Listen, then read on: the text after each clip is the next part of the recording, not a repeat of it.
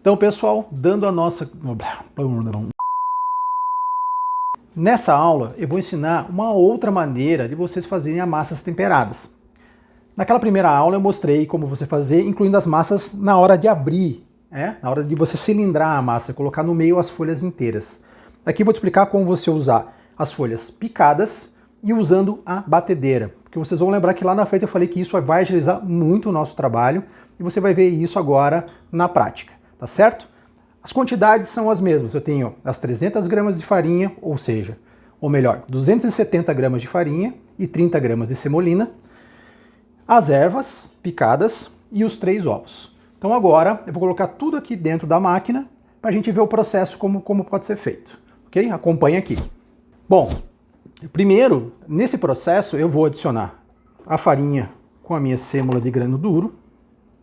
Ok? Aqui eu vou aproveitar para colocar já as ervas junto com a farinha. E por mais que seja a folha fresca, como eu vou bater na máquina, eu não preciso misturar os ovos antes. A própria máquina vai fazer todo o trabalho. Então eu vou colocar aqui as ervas e agora os ovos. 1, 2, 3. Estou usando aquela regra básica, não exata, de um ovo para cada 100 gramas de secos, ou o caso de farinha. Tecnicamente, como eu já disse, são 50 gramas de líquido para cada 100 gramas de ingredientes secos, ok? Então agora nós vamos bater na nossa máquina.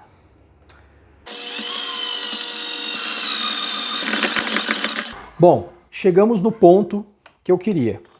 Vou mostrar para vocês aqui.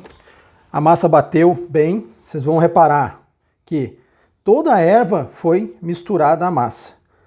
Você deve estar perguntando para mim, mas qual velocidade eu bati e quanto tempo eu bati? Isso vai muito da sensibilidade e do equipamento que você tem. O ponto da massa não tem jeito, não é o tempo que ela vai ficar batendo, e sim você olhar e saber que a textura está correta, que ela está elástica o suficiente e que todas as ervas estão misturadas. Tá? Quanto à velocidade do equipamento, depende do equipamento que você tem.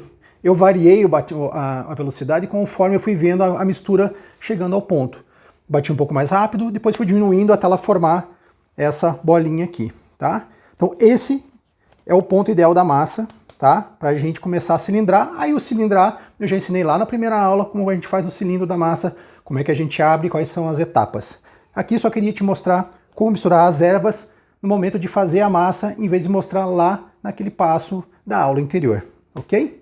Então, pessoal, essa é a nossa massa temperada. Encerramos aqui essa aula de massas temperadas.